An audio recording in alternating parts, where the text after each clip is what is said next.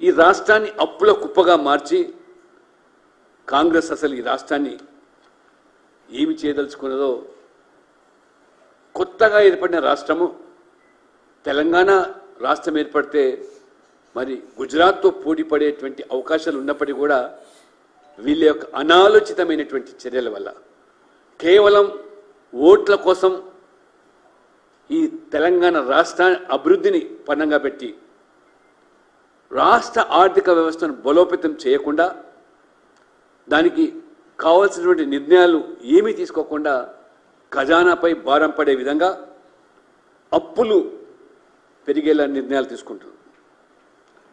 రాష్ట్రాన్ని కాంగ్రెస్ పార్టీ పెను సంక్షోభంలోకి పురమానంలోకి నెట్టబోతా ఉన్నది. పూర్తిగా అభివృద్ధిని పణంగా పెట్టేసి వీళ్ళ యొక్క నిర్వాహకం వల్ల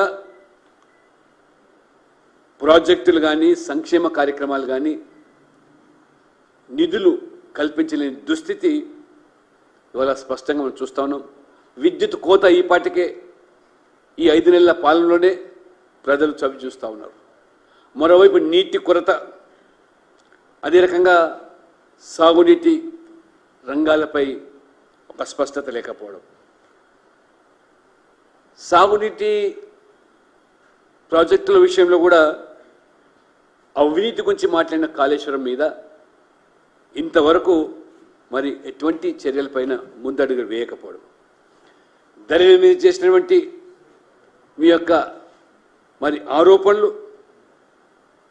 ఆ ధరణి సమస్యలు పరిష్కారం చేసేదానికి కూడా ఒక్క అడుగు కూడా ఆ దిశలో ముందుకు వేయకపోగా పైపెచ్చు ఆ ధరణిలో పాల్పడ్డ అవినీతి పరులను కాంగ్రెస్ చేర్చుకొని పునీతులుగా మార్చేస్తూ ఆ యొక్క ధరణిని కూడా అటకెక్కించే పరిస్థితి.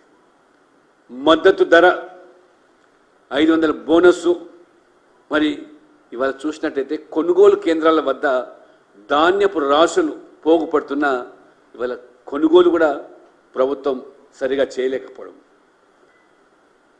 ఇక బీఆర్ఎస్ గురించి అది చచ్చిన పాము, ఎంత వారు జాకి బట్టి లేపాలని